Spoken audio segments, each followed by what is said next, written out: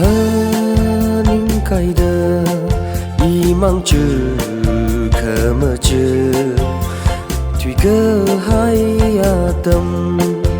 lấy sát khi khơi yon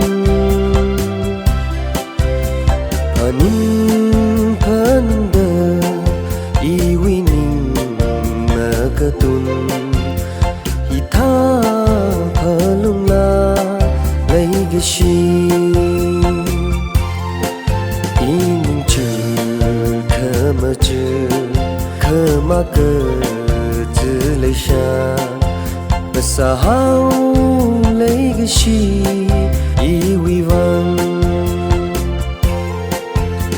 mà lại hao sơ đơ ninh ly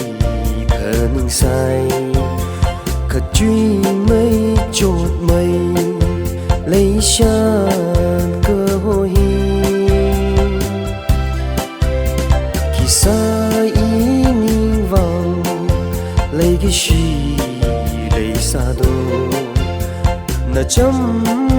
chợt gì này lấy cái gì ý ninh chữ khờ mà chữ khờ mà cơ chữ lấy xa và xa hao lấy cái gì quy văn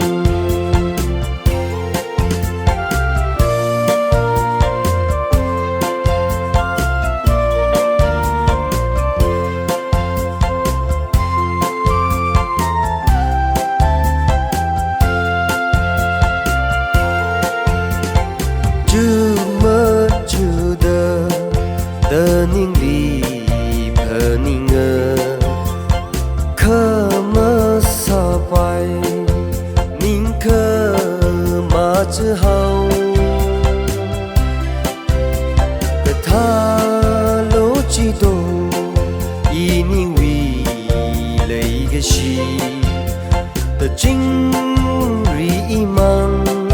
truy hao cơ in chữ khờ mà chữ khờ mà cơ chữ lấy xa và xa hao lấy cái gì